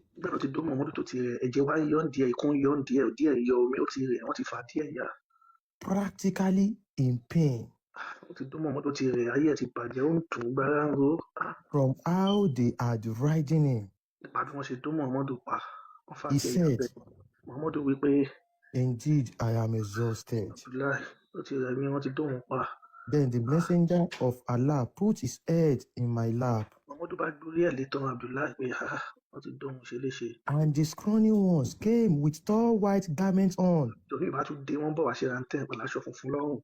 But the messenger of Allah had fallen asleep. Nígbà tó wọlé bí nìyá táwọn kan débi búlálà Muhammadu kan dákú ni pé ẹ̀lú wà pa mí lẹ́yìn. And I became more intensely terrified of them than I was the first time. Pìtìpìtì tó bá Abdullahi wá tó pọ̀ sí gan-an débi pé gbogbo wọn sábẹ́ gan pìtìpìtì bá wọn àwọn tó wá lálẹ́ gan pìtìpìtì bá wọn wọ́n sá lọ ní ọ̀sà kọ̀ọ̀kan tì. Mo kí gbogbo ilé o ẹ kú ètò ẹ̀yin ànábì wa sálàlẹ wa sálàm. Mo mọ̀ pé ms fẹ́ béèrè ìbéèrè kan lọ́wọ́ lẹ́ẹ̀kan pé ṣé wọ́n fẹ́ sọ pé wọn ò ráìdì ànábì ni àbí cause wọ́n tún bring another evidence to even back up this event. So one side wọ́n fi ẹnu kan sọ wípé hadith yẹn bóyá kò sọ yìí, another time wọ́n tún dì mú pé hadith yẹn wọn ò ráìdẹ̀. So wọ́n dẹ̀ mọ̀ pé ìbéèrè tẹ́ ms fẹ́ béèrè nìyẹn pé èwo lẹ fẹ́ mú, ṣé hadith yẹn ò sọ yìí lẹ fẹ́ mú ni àbí wọ́n ráìdì ànábì. But mo mọ̀ pé ṣùpá àwọn èèyàn tó ń gbọ́ program yẹn wọ́n máa lè judge. Ẹja ms bá wa gbé ẹlẹ́ẹ̀kejì sí níbi ms ẹja kabi tó ti wọ́n ti tún Muhammadu ti bókun sùn. ẹ kábi tí wọ́n ti fi orí sí ní ìdíyege ní. Ẹlẹ́ẹ̀kejì yẹn àbí. ok second. Wọ́n lọ́wọ́ fẹ́ rí àfẹ́rí náà wọn ò dẹ̀ rí nǹkan tó fẹ́ sọ. Àwọn àbí ayé àwọn yẹn ti bàjẹ́. Àtàfà àbí kiri wọn jẹ gbá. Ẹ̀ka alẹ́ dábàá fa kan lè bí ọ̀fẹ́ ní nǹkan tá a sọ. aláwọ̀ ẹ̀fún nìkan la bá filẹ̀ fún un. Ẹ̀ka alẹ́ àfa kan kí wa. So mo wo gbogbo àwọn debate yẹn but nǹkan kan tẹ́mi kàn fẹ́ fàyọ̀ ni pé gbogbo wa. ṣé muslim ni yín ni. Bẹ́ẹ̀ ni muslim ni mí. So ẹ mọ̀jà dólè pẹ́rẹ́ lọ olówó èkó ẹjá ka àdìsí tí wọ́n ti ibi tí wọ́n mọ̀lú ti bókú sùn yẹn káfà bá wa sọ̀rọ̀ lórí ẹ̀ àròjọ́ musológun táìmù ti lọ. ms ẹgbẹ́ ibi tí wọ́n ti lórí Ìlọrin yẹn a máa wá kàbí tó ti bókú sùn so wọ́n á wá sọ sí. ẹni sùúrù fún àfà. Ẹ ṣe. Òun rè ó ní Umu Salama spoke to him and said. Ìyàwó Muhammadu Umu Salama wípé. Oh, messenger of Allah. Muhammadu òjíṣẹ́ Allah. Your cousin, your aunt's son, and your son-in-law. Ọmọ àti àtànú ẹ̀ wọ́n dúró díẹ̀ Muhammadu. He said. Muhammadu wípé. I have no need of them. Olóhùn ní nǹkan tó ń fẹ́ fi wọ́n ṣe wọn nílò wọn. As for my cousins. Fún ti èyí tó jẹ́ mọ̀lẹ́bí òun yẹn. He gripped me. Muhammadu ní ó mú orí Ìlọrin ó fà á sí òun dì ó dẹ̀ gbà sí fún òun ó fún òun ní dọ́gì banana cow Muhammadu ló pàpàpàpà ó dòdì òun bàjẹ́. And as for my cousin and my son-in-law. Ó ní fún ẹbí tó jẹ́ bí òun àti àna òun yẹn. He is the one who said to me in Mecca what he said. Nígbà tó ń wá Mẹ́kà ìwọ̀n nìyí tó máa ń sọ̀rọ̀ kàtìkàtì sí. He insulted me. Ó ń yẹ̀yẹ́ òun ẹgbẹ́ tó ti bókù sùn sí ó yá Muhammadu ọkọ òkun. Tọ́pìkì tá a ní fàáfà bí tó ti bókù sùn yẹn. Muhammadu bókù ọ̀hún. Kò yẹ kọ́ lálẹ́ yìí tètè dé bẹ́ẹ̀. Programu sì pọ̀ àti ìkàkúlẹ̀ aláwò. Ibi tó ti já sí òògùn. Ibi tó ti jalè àti ìwọ obì kankan ibi tó ti mú ms okó ọmọdé tí wọ́n mọ́tò ní fún okó alí ọmọdé. Ọmọ ẹ̀ àlè tí wọ́n ti àtàn. Àwọn ọdún ṣe ó ṣòfò gan. Àti ìdílé ibi tá a fẹ́ kẹ́ sọ̀rọ̀ yìí lórí ni àti ìka. Àtẹ̀fẹ́ ka ni. Àtẹ̀fẹ́ Narrated by Ibn Abbas. Ibn Abbas sọ̀rọ̀ ó gbé wa dé mẹ́ta. I, Muhammad, put my shirt. Muhammadu ó sì bọ́ṣọ rẹ̀. That she may wear the clothes of heaven. Pé ó máa lè wọṣọ náà gẹ́gẹ́ bí aṣọ àlùjọ náà. And I slept with her in her coffin. Gba Muhammadu dẹ̀ bá òkú ìsùn pàpàṣùpé nínú ìsà òkú. That I may lessen the pressure of the grave. Wọ́n á lè bá dé ìyá nínú ìsà òkú. She was the best of Allah's creatures to me after Abu Talib. Lẹ́yìn Abu Talib ẹni tá àlá tó dájú ó ní ìyá àlè tóun bá sùn yẹn Fatima. The prophet was referring to Fatima, the mother of Ali. Muhammadu bá Fatima ìyá àlè wí. Demetrius explained. Wọ́n tún ṣàlàyé láfikún pé. The Arabic word used here for slept is istajat. Èdè Lárúbáwá nípa ìbálòpọ̀ tó lòun bí ń jẹ́ istaja. And literally means lay down with her. Ìyẹn pé Muhammadu pàpàṣùpé òkú yìí. It is often mean to use to mean lay down to have sex. wọ́n ní wọ́n lo ìsájà ìpè bí wọ́n ṣe kó ìbásùn fún òkú. Muhammad is understood as saying that because he slept with her, she has become like a wife to him.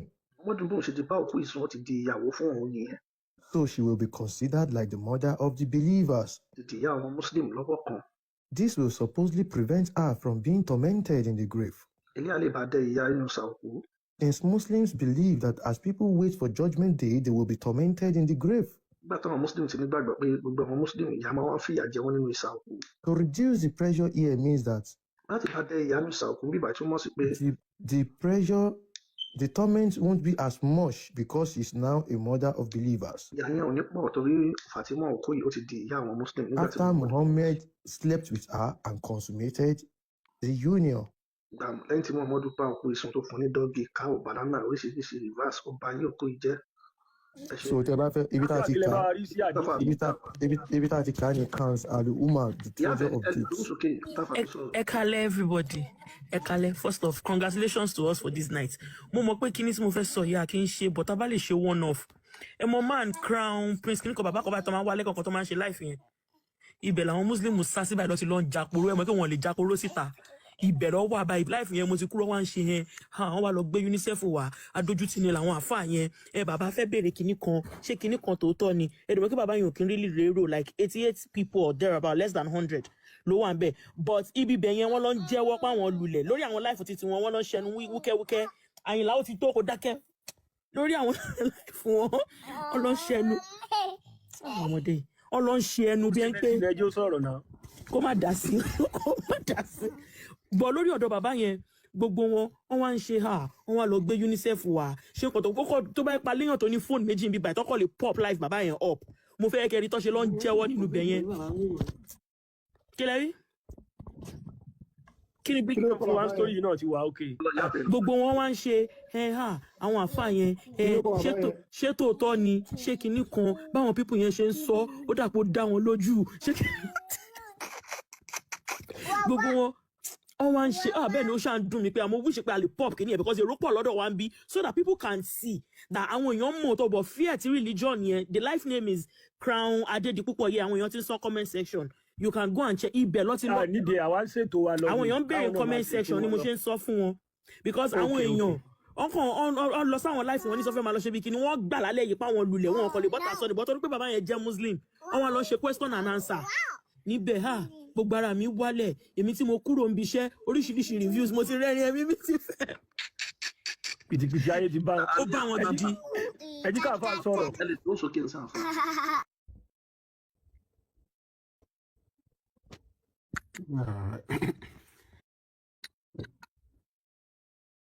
Kálẹ̀ tí ẹ jẹ́ ká sọ ọ̀rọ̀ náà. Network yẹn gan fún títí. yóò dáa ti fi máìkì lẹ̀ fún yín. àgbọ̀ ní àfa. nẹ́tíwọ̀kì yín wà dọ̀hìf. rẹ́ẹ̀dì ló gbé jáde bí eégún abojú kónkó. ṣé ẹ̀ ń gbọ́ wa báyìí. ẹni à ń gbọ́ yín sà.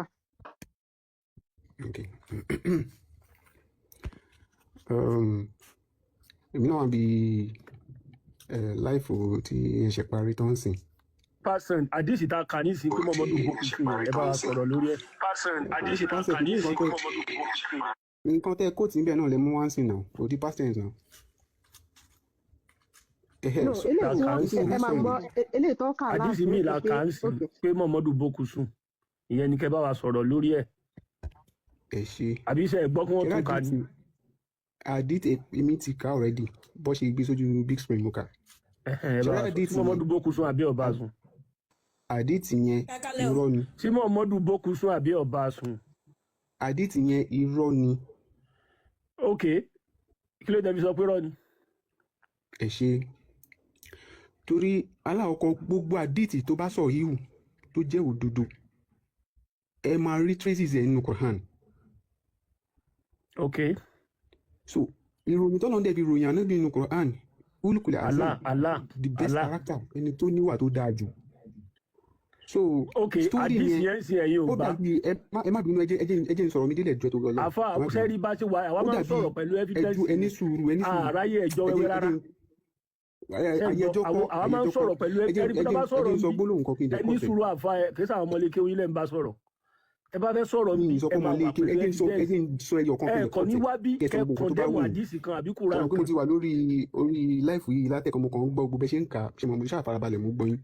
sí àdìsí yẹn sórí jìnnà ni àbí fẹ́ẹ̀kì abẹ́yẹn ọgbà àdìsí yẹn. irọ́ ni irọ́ àdìtì irọ́. kí ló dé bí pé nírọ́.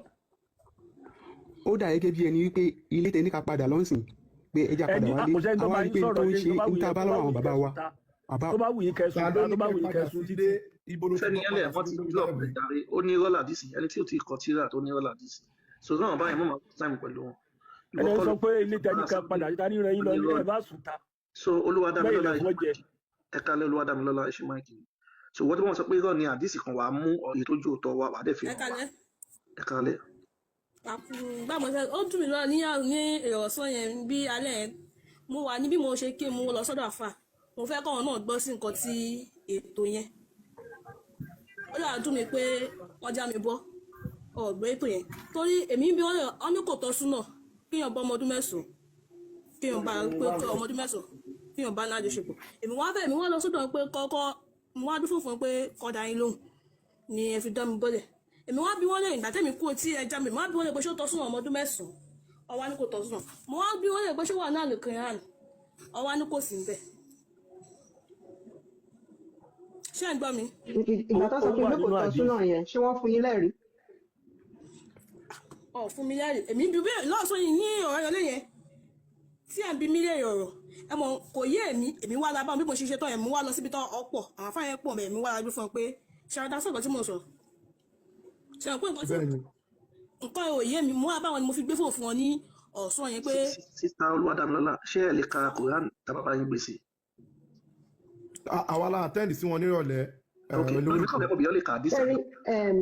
ìyá mi Olúwadámilọ́lá wọ́n dẹ̀ ti rí pé aláàfọ pé kán na obìnrin kán na wọn pa kán na wọn nǹkan tí àwọn àfáà ṣẹlẹ̀ nǹkan tí àwọn àfáà máa ń ṣe náà nìyẹn wọ́n kàn máa sọ̀rọ̀ lórí àwọn torí pé wọ́n fẹ́ tàn wá jẹ sínú ẹ̀sìn yẹn ẹ rí i pé ìgbà táwọn olówó èkó bá yín sọ̀rọ̀ nípa nǹkan tó ń sọ fún yín wọ́n fún yín ní ẹ̀rí tó jẹ́ wípé ẹ̀yin fúnra yín gan tẹ́ bá ní kùránì fúnra yín ẹ lọ ṣí ẹ dẹ̀ máa bá ń bẹ̀ ọ̀rọ̀ tí àfáà wa sọ fún yín pé kò tọ́ súnà yín ẹ̀yin máa wá béèrè pé kó fún yín ní ẹ̀rí pé éèjì wo ni wọ́n ń fẹ́ ọmọ nínú Islam pé ok éèjì wo ni Allah sọ Ànábì Muhammad ó ṣe the same thing ó fẹ́ ọmọdé ó dẹ̀ bá a sùn ṣùgbọ́n àwọn àfáà ibi tó máa kọ́ lọ bí yín sí ni wípé àwọn ọmọ ń gbà yẹn wọ́n máa ń dàgbà àní rọ́dẹ̀ ni gbogbo wa la mọ̀ wípé láyé òde òní gan làwa gan máa ń tètè ń dàgbà ju àwọn olden days yẹn lọ torí pé àwọn olden days yẹn gan wọn ò ní àwọn irú àwọn oúnjẹ méjì táwa ń jẹ tó mú wa tètè ń wú bíi búrẹ́dì àti wípé tá bá tiẹ̀ wá wú gan ṣé ọmọ 9 years of this time ṣó ti lè gba okó síra ìyẹn máa tó wá jẹ́ ìbéèrè tá máa béèrè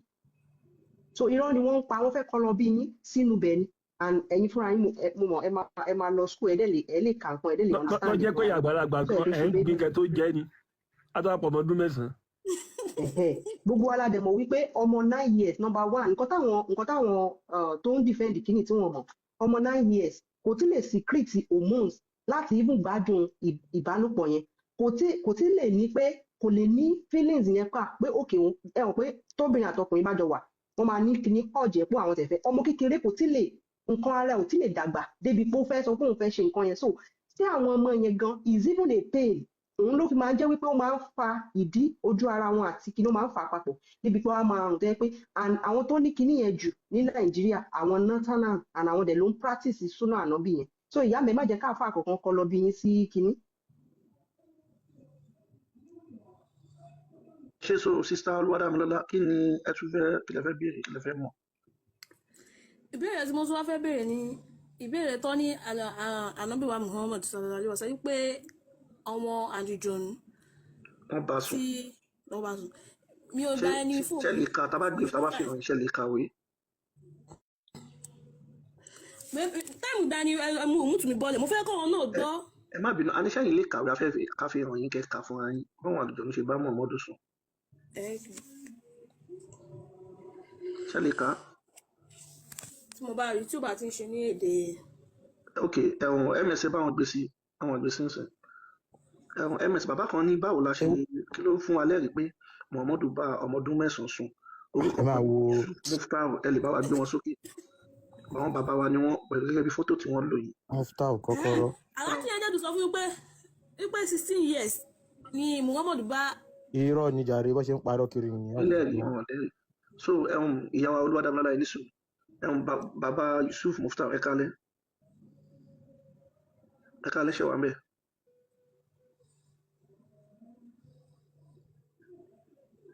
Mr. Yusuf. ẹ sọ fún ọkọ sọ̀rọ̀ olówó Èkó.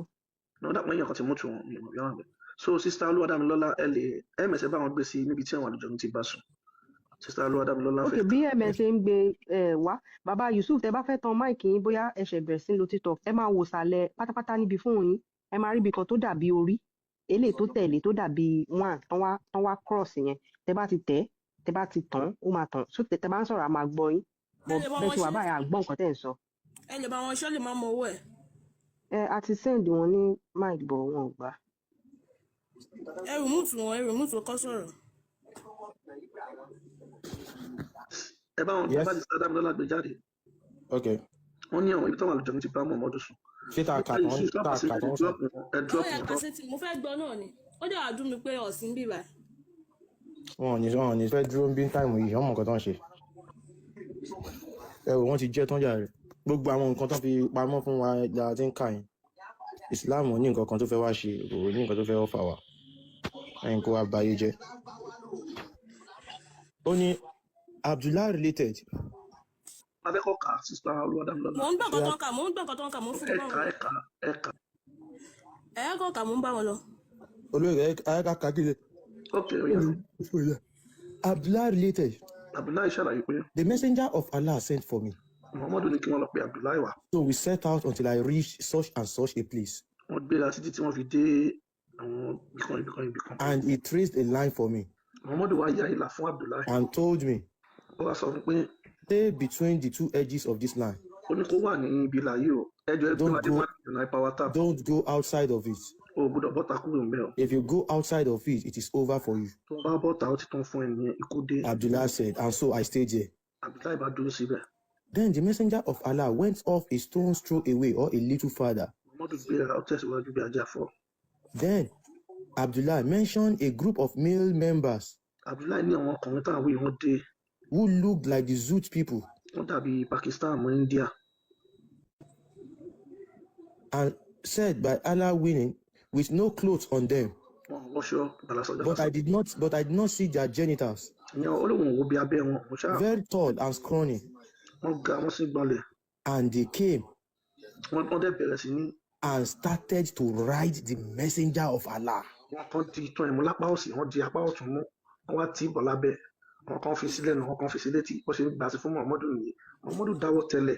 And the prophet of Allah began to recite to them. And they started to move closer and lean around me. And get in my way. And I become intensely terrified of them. So I sat down. And when the morning light broke, they began to go away. Then the messenger of Allah came back exhausted and in pain. Practically in pain. From how they had ridden him. He said, indeed, I am exhausted. Then the messenger of Allah put his head in my lap. And when the scrawny ones came with tall white garments on, but the messenger of Allah had fallen asleep. And I became more intensely terrified of them than I was the first time.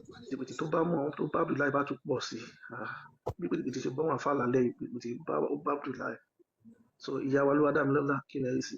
So Sista Dámilọ́lá kí lẹ yìí fẹ́ máa dúró ṣe nínú Islam nílò Islam. So ẹ lè tẹ̀ fílẹ̀ tí ṣẹ̀ríà tó dé ẹ fi Islam lẹ̀ tí gbogbo àwọn Yorùbá bá ṣe Islam àwọn afáàmọ́ wa bí gbà lọ. lójú òtí ẹ̀ tí yín ni ẹlẹ́sìn ni yín o ọ̀pọ̀lọpọ̀ nù yín alábùkù dẹ̀ ní àṣẹ ìlójútì sẹ́rí àṣẹ̀ṣẹ̀ ń dé ojú ọ̀gbagadè ọ̀rọ̀ bọ̀ láti ọjọ́ yìí gbogbo ọ̀rọ̀ tí n bá gbé wá mo máa ń debunk gbogbo àwọn irọ́ yín tẹ́ ẹ bá pa now but àkókò yìí ti tó tẹ́sẹ̀sẹ̀ wá gbọ́rọ̀ burúkú lẹ́nu ẹ̀yẹ ẹ jẹ́ mú nǹkan ná ẹ jẹ́ mú nǹkan ná kójú bá a lè ràn ẹ jẹ́ mú nǹkan ẹ jẹ́ mú nǹkan.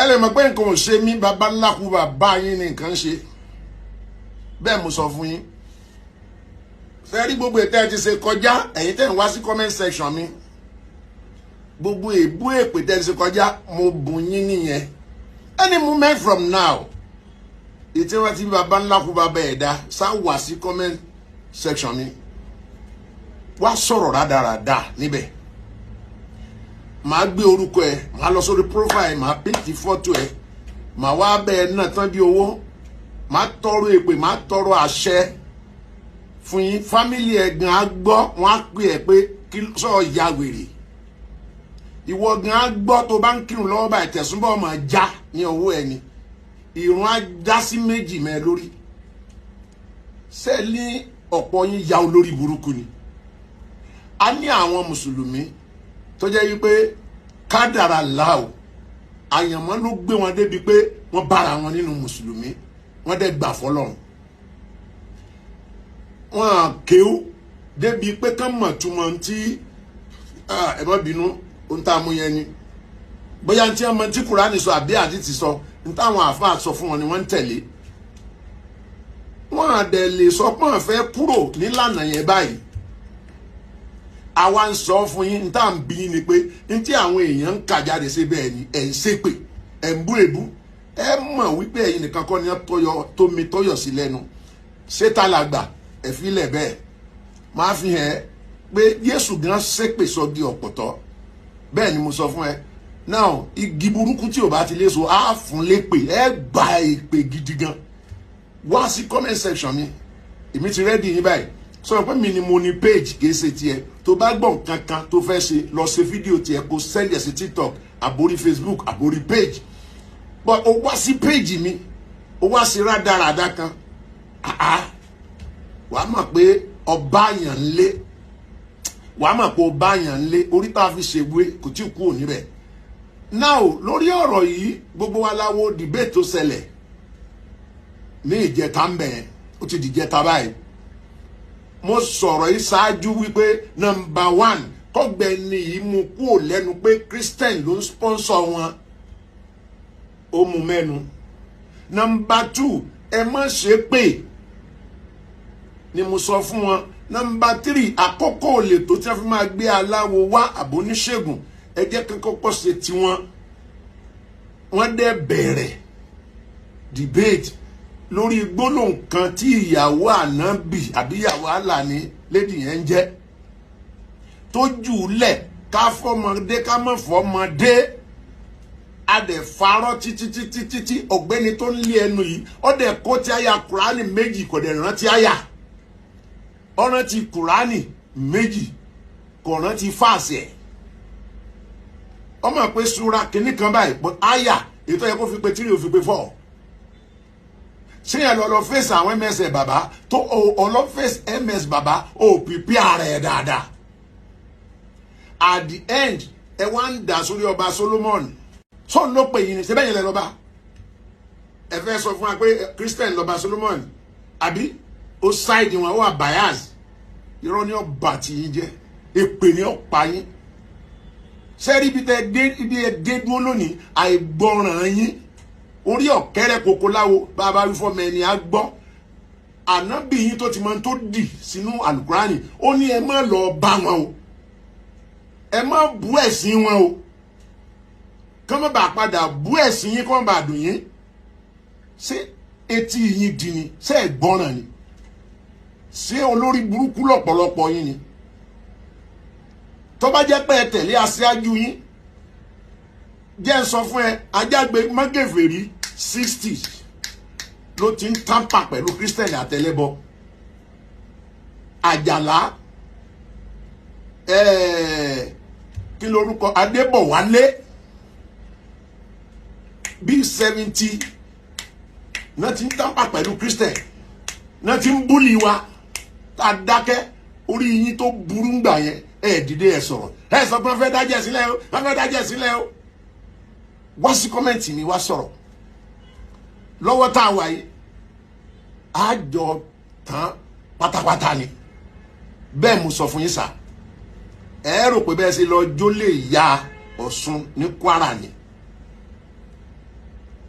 kí ni tẹ́ ẹ bò má dé aṣọ ẹ yé darí àwọn ọmọ ọlọ́mọ sígbó ẹ yé bọjọ́ ọ̀la àwọn ọmọ jẹ́ ẹ jẹ́ àmọ́ tẹ́ ẹ gbé dání bẹ́ẹ̀ bá lọ báyìí ilé àlọ́ báyìí ilé àlọ́ báyìí ẹni wọ́n ń tú Kùránì rádaràda ṣé wọn kọ́ rádaràda sínú Kùránì ni bẹ́ẹ̀ ọmọdé bá sunmi bímí àfẹwé kéwé bò ó kí lẹ̀ ń bá káàkiri ẹ wá lọ tọwọ́ bòkú lójú Adépọ̀jù ó celebrate 30 years Adégúnwà ó wà ń bẹ̀ ọdún 3 4 sẹ́yìn tá a ṣẹ̀ṣẹ̀ bẹ̀rẹ̀ lélẹ́yìí àdẹ̀bùyín àbọ̀ ẹ̀sìn yìí o àmọ́ nǹkan tẹ́ ń sọ àti nǹkan tẹ́ ń gbé wá ṣé irọ́ kọ́ làwọn eléyìí òótọ́ ni ẹ fìdí ẹ̀ múlẹ̀ ó tán ni wàhálà dé sí lẹ́yìn tí mánu ìjábọ̀ tán ẹ jẹ́ á gbọ́ nǹkan tó sọ fún gbogbo èèyàn káwọn àwò bí ẹ̀sìn ni eléyìí àbẹ́sìn kọ́ ẹ jẹ́ á gbọ́ ohun tó sọ ẹ jẹ́ á gbọ́. gbogbo ẹni ọmọ mùsùlùmí gbogbo bí tẹ bá ti pàdé ọba Solomon láyé ẹ blọọkì ẹ gbé ṣépè ní gbogbo bí tẹ bá ti rí MS bàbá ẹ blọọkì ẹ gbé ṣépè ní ṣó ti yé gbogbo ẹni bá tẹ̀lé MS bàbá ẹ bá ṣe nínú consequence yẹ o mo tẹ sọ gbangba níta gbangba níjó òní ni mo ti sọ ọba táwa ń sin anígbàgbọ́ náà àgbépamọ́ MS bàbá ò ní ka ọdún kan tí ó fi dẹni táyé ò ní gúrò mọ́ pépé ti rí àwọn àfà tí wọ́n jẹ́ olóògùn tí wọ́n máa ń kó oògùn káàkiri lọ́dọ̀ yín.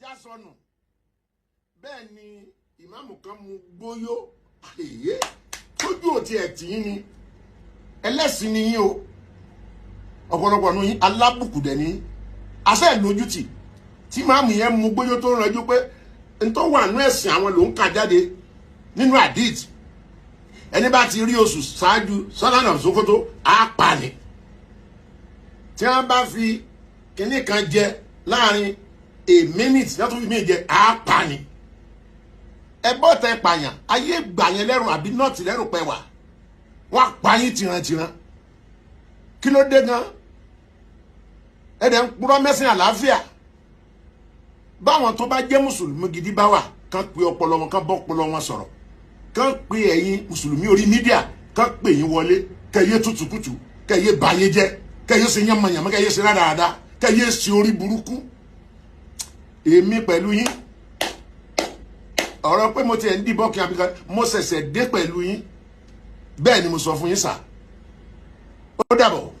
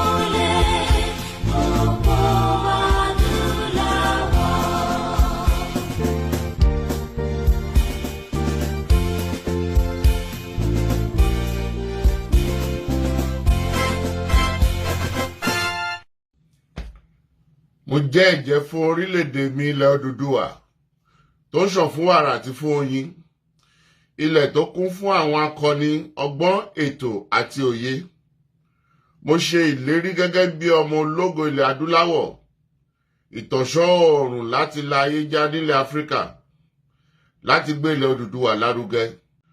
Mo fọwọ́ sọ̀yà pé n kò ní dalẹ̀ tàbí ṣọ̀tẹ̀ sí ìṣọ̀kan àti ìtẹ̀síwájú orílẹ̀-èdè mi ilẹ̀ Odùduwà. Èmi yóò fi gbogbo ipá, ọkàn, iṣẹ́, ọgbọ́n àti ìṣe mi sin orílẹ̀-èdè mi ní òtítọ́ àti lódodo títí ọjọ́ ayé mi. Gbogbo ìyànjú àwọn akọni tó ti lọ kò ní já sófo láti ọwọ́ mi títí dé ìrandíran tí ń bọ̀ lẹ́yìn. Mo ṣe ìlérí pé ẹ̀sìn tàbí ìṣèlú kò ní yà wá nílẹ̀ Odùduwà. Tó bá wáyé bẹ́ẹ̀, mo lè lo ọkàn ẹ̀jẹ̀ tó kù sára mi láti fi ṣègbè àti jàjàgbara fún orílẹ̀-èdè mi. Ilẹ̀ Odùduwà, èdè kan, àṣà kan àti ìṣe kan ló so wá pọ̀ láéláé lágbára Elédùwà.